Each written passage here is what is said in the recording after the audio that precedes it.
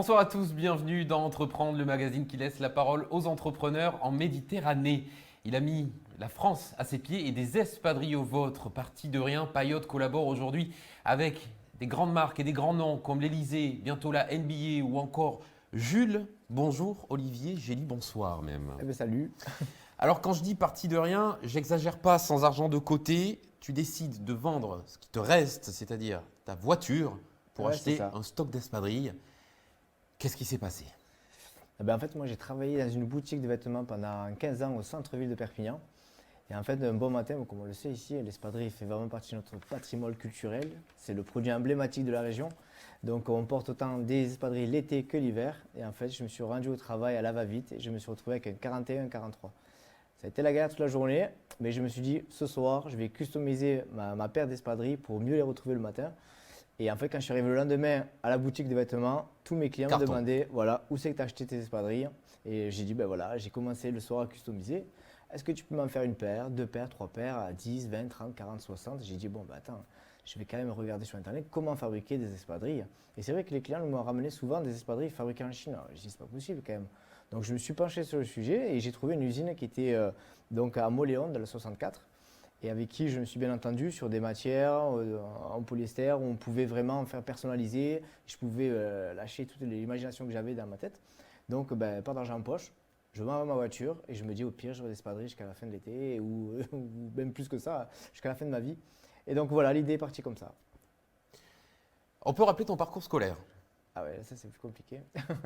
Moi j'ai eu le brevet des collèges Oui. et après j'ai raté 3 fois mon bac et après j'ai fait une alternance quand j'avais 18 ans donc pour entrer dans la boutique à Perpignan.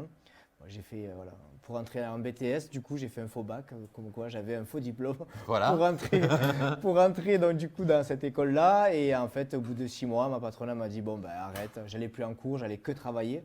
Même pendant mes heures de boulot d'école, j'allais travailler. Je ne le disais pas à ma patronne. Du coup, elle me voyait tout le temps au travail. Elle m'a dit c'est bon, je te prends un CDI. Et du coup, en gros, à 18 ans, j'avais un CDI ici à Perpignan. Donc, j'avais voilà, pas d'études en gros, pas un long cursus scolaire. Donc vous l'aurez compris, ce soir c'est un message d'espoir qu'on va passer à toutes les personnes qui souhaiteraient devenir entrepreneurs et qui n'auraient qu'un brevet, voire même rien du tout. Ouais, Je récapitule très rapidement. Donc un brevet en faux bac. ouais, voilà, On vend la bagnole, on achète c'est un ça, stock d'espadrilles. Il se exact. vend très bien. En fait, ouais, je vais faire ça dans les galeries de Carrefour Cléra. Et en fait, du coup, je me suis dit, ça serait bien d'avoir une marque. Et au moins que si les clients sont contents d'acheter mes espadrilles, ils pourraient les retrouver sur mon site internet. Et c'est là que en fait, ça faisait 3 semaines que je cherchais tout ça. Et en menant mon petit neveu à la Bressole, hop, je me dis, son institutrice lui dit, t'as oublié ton payotte. J'ai dit, mais ça veut dire quoi payotte? Elle me dit, ça veut dire chiffon. J'ai dit, ah, mais c'est trop bien ça, ça va faire un petit clin d'œil à la région. Et ceux qui ne connaissent pas, ça sera les vacances, ça sera le soleil, ça sera la mer. Donc de Voilà. paillotes, on est passé à paillotes. Ça C'est rappelle ça, également les fameuses paillotes en club de plage. exactement. Ça symbole le sud de France. C'est C'est ça, excellent. c'est C'est parfait. excellent pour vendre partout en France. Et bien depuis, Olivier, c'est la success story. Paillotes s'affiche partout. M6, RTL, TF1. Entreprendre, mais aussi à Ouais. l'Elysée. Ça a été quoi l'événement le plus marquant de ta carrière de jeune entrepreneur? De jeunes entrepreneurs, alors en tout cas, souvent comme je le dis, Payot, ce n'est pas une simple marque d'espadrilles. Ce n'est pas simplement un produit, c'est vraiment c'est une marque qui a du sens. Et c'est ce que je voulais depuis le départ, quoi. Donc, ce n'était pas simplement vendre un produit, mais donner du sens, avoir un impact positif sur toutes les personnes qui suivaient la marque ou la communauté, voilà, à travers mon entreprise. Et C'est quoi les valeurs de l'entreprise aujourd'hui, au-delà du produit? en tout cas, la nôtre, c'est vraiment le sens. C'est vraiment avoir du sens, faire vraiment ce qu'on aime. C'est valoriser en fait toutes les personnes qui travaillent, de savoir, de se poser des questions. Qui fabrique, où on fabrique, comment on fabrique. Ça, c'était des questions essentielles et que en fait, nos clients nous demandent aussi. Donc, c'était pour moi, cette transparence c'est le mot le plus fort dans l'entreprise. Voilà, la Le Made in transparence. France, Là, qui est également très important pour et toi. surtout pour nous, parce que du coup, l'espadrille, vraiment, c'est un produit qui fait partie de notre patrimoine culturel. C'est un produit emblématique en plus de ma région, de notre région, du coup. Et c'est pour moi, voilà, donc c'est quelque chose qui était essentiel pour moi de fabriquer les espadrilles en France. C'était déjà pour moi primordial, quoi. Il y avait pas, je ne me voyais pas fabriquer ailleurs déjà. Ça a été le choc quand vous êtes aperçu que la majorité des espadrilles Ah ben vendues oui. en France étaient fabriquées en Chine. C'est ça. 12 millions d'espadrilles sont vendues par an en France. Il y en a 9 millions qui arrivent de Chine. 3 millions sont fabriqués en Europe. Et à peu près un peu plus de 2,5 millions qui sont fabriqués en France. Donc, voilà, pour nous, c'est notre mission de relocaliser, de rapatrier toute la demande qui est partie à l'étranger et de la rapatrier ici en France et encore plus dans notre région pour fabriquer. Notre objectif, c'est de fabriquer à peu près entre 1 million et 1,5 million d'espadrilles d'ici 2024. Donc, voilà. Alors, on va revenir sur la success story de Payotte, mais avant Ouais. ça, on l'a dit, vous avez un parcours d'entrepreneur assez incroyable. Aujourd'hui, quel conseil tu pourrais donner avec le recul que tu as, c'est-à-dire 5 ans, depuis Ouais, 2016, quel conseil tu pourrais donner à un jeune, à une jeune qui souhaiterait se lancer? Le conseil que tu aurais aimé avoir quand toi, tu vas commencer?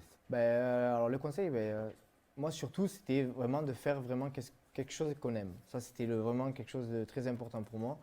Et c'était vraiment que voilà, moi quand je me lève le matin, ça me fait vibrer, je me sens vivant.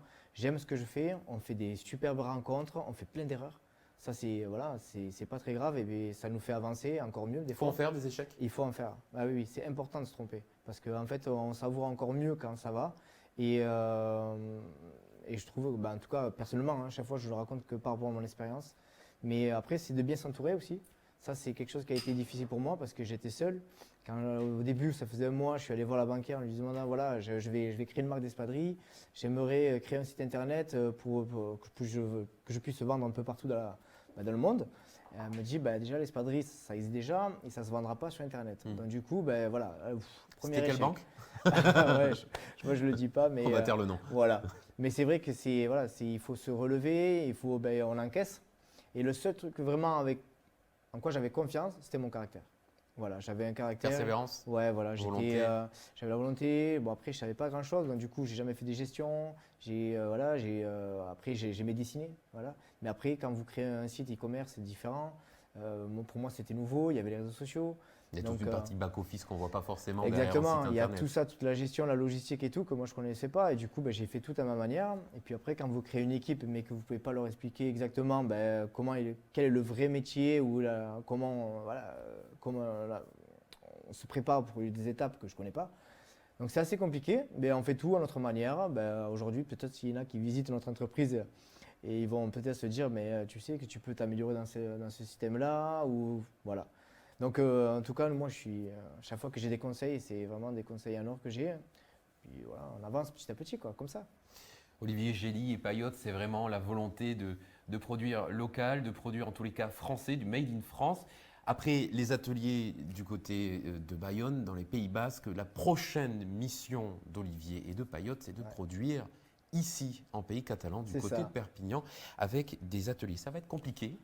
Ouais, c'est toujours encore c'est un nouvel objectif qui est assez costaud, en tout cas, qui est une grosse étape dans l'histoire, en tout cas, de l'aventure de Payotte. Parce qu'en 2020, on a eu, chaque fois, on augmente en demande. Là, on a eu 1,5 million de commandes en 2020. Donc, c'est là où on s'est posé la question, est-ce que peut-être là, ce n'est pas le bon moment de commencer à bien réfléchir, à commencer un peu à investir dans des machines, essayer de nous fabriquer, de comprendre les flux de production, les lignes de production, de savoir quelles étapes on peut peut-être des fois automatiser pour sortir le plus de quantité. Mais en tout cas, avec un produit qui est bien fini, de qualité, qui est fabriqué ici, avec de la formation. Et surtout, le but c'est parce qu'on a une énorme demande de visite. Donc pour l'instant, on fait visiter nos bureaux, le stock, mais la boutique, mais on ne peut pas faire visiter pour l'instant tout ce qui est la fabrication. Mais on a une énorme demande là et nous, notre but, c'est vraiment de demander aux clients de venir fabriquer sa propre paire d'espadrilles, d'avoir cette transmission avec les visiteurs et de peut-être inspirer des gens ou cette culture d'entreprise qu'on a créée petit à petit. Le côté start-up, le côté détente, Ouais, le côté voilà. un peu à l'américaine. Là, en fait, on ne prend pas d'exemple, mais c'est vrai à la nôtre. Voilà. À la Gély. Voilà, à la Olivier ouais. Gély. Ouais, c'est ça, exactement. Vous disiez plus d'1 million de commandes, de commandes en 2020. Ouais. Ça représente quel chiffre d'affaires?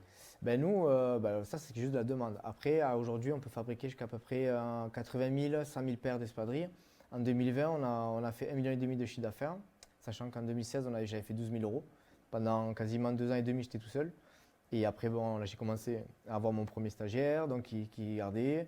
Est-ce qu'au final, c'est pas ça le plus dur à gérer? C'est-à-dire qu'en Ben, en quelques années, passer de 12 000 euros à 1,5 million de chiffre d'affaires, ça doit être quand même plutôt c'est ça, compliqué c'est compliqué parce qu'au départ, vous êtes tout seul. En fait, comme j'avais pas de trésorerie, donc du coup, à fur et à mesure, je vendais, j'achetais, je vendais, j'achetais. Mais c'est vrai que, à fur et à mesure, il faut des locaux, il faut voilà, des ordinateurs, il faut beaucoup de choses qui coûtent de l'argent au départ et que du coup, moi, j'avais petit à petit. J'ai commencé, j'avais 2 tréteaux, une table en bois. Donc, j'avais un ordinateur avec la Wi-Fi de mon portable et j'avais juste une étagère avec des espadrilles dessus. Et depuis, un atelier qui a ouvert ici Ouais. du côté de Perpignan. Nos équipes se sont rendues chez vous. Olivier, je vous propose d'aller dedans, à l'intérieur, jeter un coup d'œil. L'espadrille, cet objet du quotidien est créé dans cet atelier dans le nord de Perpignan.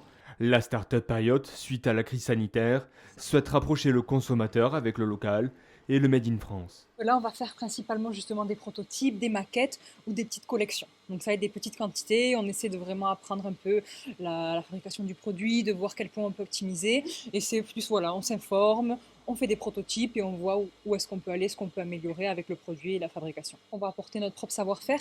On a un chef d'atelier qui est spécialisé dans le textile. On va vraiment chercher à faciliter la fabrication, à soulager les couturiers et à voir où est-ce qu'on peut justement gagner du temps pour produire de plus en plus. Aujourd'hui, la jeune société roussillonnaise engage une trentaine de salariés sur leurs 2 sites dans le sud de la France. Leur objectif est être un produit français fabriqué en France par la main-d'œuvre locale afin de proposer des produits équitables, recyclables et originels de l'espadrille. On les stocke ici en attendant d'avoir des commandes. Ensuite, on les prépare. Tous les jours, on a des commandes qui tombent. Donc, on les emballe. On met des cartes de visite, des cartes d'entretien, des stickers, des petits messages aux clients quand il y a une naissance, un anniversaire. Surtout depuis la crise du Covid, en fait. Les gens se penchent vraiment sur le Made in France. Les gens attendent, ils ne veulent plus consommer massivement, ils veulent consommer raisonnablement. Contrôler la fabrication à la commande puis à la touche d'attention, les amateurs d'espadrilles peuvent en être que ravis.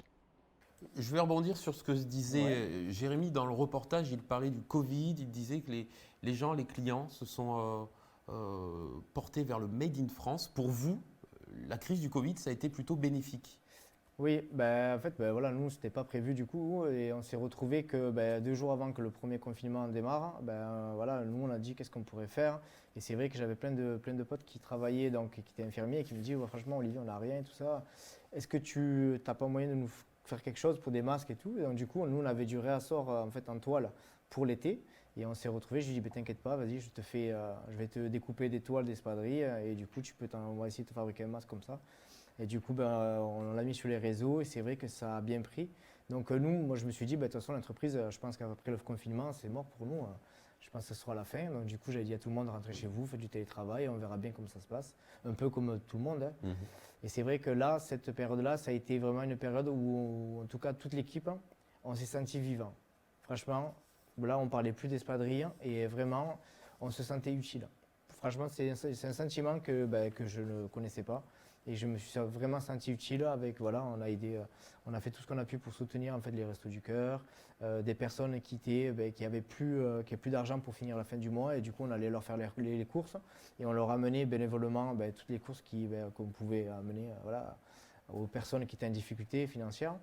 Et du coup vraiment on a fait des belles rencontres, on a eu des couturières en or, on a fait tout ce qu'on pouvait, on a travaillé, on faisait de 9h à 3h du mat avec des pauses et on travaillait tous les jours parce que du coup quand vous aidez des gens, vous ne travaillez pas que du lundi au vendredi, mais on travaillait tous les jours et franchement j'ai fait des super belles rencontres. On s'est senti, je vous dis, le sentiment d'être utile, je ne l'avais jamais connu aussi fort en tout cas. Et c'est ça Payot en fait. C'est pas une simple espadrille, quand je dis c'est vraiment quelque chose qui a du sens. Voilà, c'est cette transparence, les rencontres et moi aujourd'hui si l'espadrille c'est fini, je regrette rien parce que j'ai tellement fait de belles rencontres, j'ai eu une expérience de dingue et avec une équipe comme ça, je peux aller au bout du monde, quoi. Je veux dire, Vous l'aurez certainement compris, hein, l'expérience Payot, l'aventure Payot a été semée d'embûches, mais quand Olivier en parle, on a l'impression que c'est un long fleuve tranquille, c'est limite apaisant, un petit peu comme porter ces espadrilles. Justement, on va quand même en parler un petit peu parce que déjà vous êtes créatif et extrêmement actif sur les réseaux sociaux, vous suivez la mode, vous suivez les tendances avec des communications assez fun. Hein. La Casa des Papel, vous avez fait une opération, c'est ça. Squid Game, vous avez fait une opération et vous êtes passé des espadrilles au pull. Jusqu'alors, mon produit, mais alors préféré, c'est les espantoufles. Ah ouais, C'est celles-là, c'est ça. elles sont ici. Regardez-moi ce magnifique produit meuletonné. Ouais. C'est des chaussons. Comment est venue l'idée de l'espadrille chaussons? Ah bah alors moi j'y croyais pas du tout. Et en fait c'est qu'on était à l'usine avec Armand qui est le directeur de l'usine à Moléon. Il me dit ah bah, ce serait cool si on mettait carrément des fourrés tout ça. J'ai dit ah mais moi j'y crois pas du tout, ça se vendra pas. Et en fait on a fait des tests, on a choisi des matières différentes, on a essayé de voir ce qui pourrait bien plaire. Et en fait on vend autant d'espadrilles l'été que l'hiver maintenant. Donc c'est un truc dingue, moi j'y croyais pas du tout, hein. Franchement, alors il y a des choses, j'y suis à 100%, alors là j'y suis allé mais Ouais. tranquillement ouais. et je me suis retrouvé que il y a Ouais, 2 ans en disons- arrière ça a cartonné quoi. Ça doit être compliqué de se dire tiens, on va fourrer une espadrille. Au niveau Ouais, marketing, ouais. c'est peut-être plus compliqué à vendre. Voilà, pour une fois. Ça fait fonctionne fouet. ce produit, ça se vend Ah bien. ouais, franchement, en tout cas, moi je suis très content que les clients répondent présents à ce produit-là parce que moi j'y croyais pas et ça a été une très très belle surprise, hein. C'est quoi le best-seller aujourd'hui chez Payotte? Le best-seller, alors du coup c'est c'est l'espadrille de l'équipe de France, ça marche Oui. super bien. Équipe de France de rugby. Ouais, de rugby à 15, ouais. Ça, c'est le set du 15 de France, ça marche super bien. On a après la broderie qui marche super bien aussi. On peut personnaliser l'espadrille avec de la broderie directement sur le site internet. Donc ça, c'est un produit qui marche super bien. En ce moment, on a l'espadrille. Moi, je fais mon petit qui est- shopping au passage. Ouais, hein. Ça, ouais. c'est l'espadrille du 15 de France ça. de rugby. C'est Cocorico. celle avec l'Elysée, elle a super bien marché. Ça, c'est celle avec les. C'est l'espadrille Macron et Brigitte. Voilà, c'est ça. Et après, il y a toutes les espadrilles en toile recyclée, Ouais. faites à partir de bouteilles plastiques qui marchent super bien et que voilà, donc ça, c'est un produit vraiment, ça touche, c'est vraiment plus dans nos valeurs là. Alors, Là, il y a des petites nouveautés également qui Ouais. arrivent du côté de chez Payotte et cette fois-ci, ça va concerner les petits bouts de choux. Ouais, c'est ça. Et ben là, c'est pareil, c'est une histoire assez bête, hein. Toujours, j'ai un de l'équipe qui a été papa, donc voilà, pour le féliciter, on s'est dit pourquoi pas fabriquer des petits chaussons. Voilà, c'était l'occasion en fait, on n'y pensait pas du tout. Et en fait, à la Foire Expo de Perpignan, en fait, à côté de nous, de notre stand, il y avait une personne qui fabriquait des petits chaussons. Et je lui ai dit, tu peux pas nous mettre une petite étiquette Payotte, tout ça? Et en fait, on l'a posté sur les réseaux et en fait, on a eu énormément de demandes. Et là, du coup, on n'arrive pas à produire, donc c'est assez compliqué. Et du coup, cette personne fabrique les chaussons ici à Perpignan. Et du coup, on l'a invité à notre atelier pour essayer d'augmenter la production parce qu'on avait tellement de demandes. Donc tout se fait comme ça, sans vraiment trop chercher quoi. Donc, Aujourd'hui, c'est cool. aujourd'hui, ça reste le problème chez Payotte, Ouais. justement, la demande. C'est ça, ouais. Trop de demandes et C'est ça. capacité C'est de le production insuffisante. voilà, on a tout le temps des idées, c'est vrai qu'on avance et puis à chaque fois, il y a des trucs qui marchent, il y a des trucs qui ne marchent pas, mais dès que ça marche, c'est assez compliqué derrière d'envoyer les quantités, c'est notre problème. Donc c'est pour ça que voilà, on a Que pris vous allez essayer d'ouvrir voilà, un atelier avec Vue Canigou, exactement, c'est ça. qui devrait employer combien de personnes? Exactement. En fait, en 2024-2025, on serait normalement, si tout marche comme nous on l'a souhaité, en tout cas, on serait plus de 200. Plus de 200 personnes Ouais, dans le département c'est des ça. Pyrénées-Orientales grâce C'est à ça. Payotte. Voilà. Donc c'est un défi, hein. C'est entre les personnes qui vont, les couturières, les responsables d'atelier, les chefs de projet, tout le marketing, le site internet, la logistique. Donc ça fait pas mal, plus les visites et les personnes qui doivent présenter l'entreprise. Donc il y a tout ça qui fait qu'aujourd'hui, ça serait plus de 200 employés. Ouais. Alors là, évidemment, on se dit, mon Dieu, 200 personnes pour inonder le marché français, mais c'est énorme. Oui, mais ça tient surtout en 3 lettres. NBA. Ah ouais. Fucking American Dream. Qu'est-ce qui se passe avec la NBA? Et ouais, voilà, il y a à peu près 6 mois, on a eu une proposition de collaboration avec la NBA, donc pour C'est juste 3 ouf. équipes. Ouais, C'est c'est incroyable. trop bien. C'est trop bien. Et voilà, c'est une bonne manière de commencer à mettre un premier pied En Amérique. aux États-Unis. Donc ça, c'est cool. On est avec les Knicks, les Lakers et les Chicago Bulls. Donc c'est 3 équipes phares et donc du coup, on serait content. Ouais, voilà. Donc voilà, il y a c'est des choses qui arrivent comme ça. Vous avancez, il y a tout le temps des surprises et ça, c'est une belle surprise pour attaquer un nouveau continent. Donc, mais il faut être prêt et voilà, il faut monter encore l'atelier, il y aura ça. Donc voilà, il faut. Mais C'est des prises de tête, mais c'est des bonnes prises de tête. Olivier Giely est humble, ça vous l'aurez compris. Pourtant, c'est une des plus belles success stories des Pyrénées-Orientales et de France, bien entendu. Alors, avant de terminer et de se dire au revoir, on va parler bien sûr des boutiques d'Olivier Giely et de Payotte, puisqu'on en trouve une du côté de Perpignan, Polygone c'est ça. Nord, mais une autre bientôt à Toulouse. Ça Ouais. sera la première en dehors des C'est frontières ça, catalanes. Exactement. Ouais, Après une très belle levée de fonds. Ouais, c'est ça. Ben, il y a un mois en arrière, ça fait du coup 11 mois qu'on a ouvert la première boutique à Perpignan. Ben, du coup, c'est grâce en fait aux espadrilles fourrées, parce qu'au départ, on ne pouvait pas à chaque fois faire des pop-up un peu partout, vu qu'on vendait que l'été. Donc, ben, voilà, le fait d'avoir des espadrilles fourrées, ça nous a permis de se dire, ben, on peut ouvrir des boutiques. Donc d'élargir la Ben, gamme. Voilà, et puis d'avoir des boutiques autant, ben, on pouvait plus des pop-up, mais sur toute l'année. Autant ben, on vendait un produit l'été et un produit l'hiver. Et après, on s'est dit, ben voilà, on a fait une levée de fonds sur Wizid avec un partenariat avec la région. Et on s'est dit, ben, pourquoi pas ouvrir une boutique à Toulouse parce que c'est quand même une ville où on vend pas mal d'espadrilles ben, grâce au site internet. Donc là, on peut voir à peu près les villes où on vend le mieux. Et on s'est dit, ben, Toulouse, voilà, c'est une ville qui est assez cool et qui représente aussi la marque, voilà, la philosophie, c'est assez bien. Et on s'est dit ben, que ce produit, Jeune qui bouge. voilà, qui pourrait être, c'est une ville qui pourrait apprécier ce produit-là. Et donc on s'est dit, ben voilà, donc ça va ouvrir d'ici, normalement on devait ouvrir fin d'année, mais c'est voilà, pas mal de choses qui s'est mis en place, du coup ben, qui nous a fait un peu retarder et qui va ben, normalement en février-mars 2022, on pourrait commencer à ouvrir le store directement à Toulouse. Voilà. Grâce à Olivier Gély, l'espadrille catalane va se retrouver partout en France et partout dans le monde. Ben, j'espère, Même, hein. manquerait plus que vous réussissiez à en vendre aux Chinois. Ah, oui, Là, oui. ça serait pas mal. Merci Bah, beaucoup Olivier Gély d'être Ben, venu. merci en tout cas, merci Loïc. d'entreprendre. Merci. On vous retrouve sur Internet, vous retrouvez Payotte sur Internet www.payotte.fr et en boutique à Perpignan, Polygone Nord, 1325 avenue de la Salanque. On se retrouve, nous, la semaine prochaine, jeudi 18h, avec un nouvel invité d'Entreprendre, l'émission qui laisse la parole aux entrepreneurs en Méditerranée. Salut!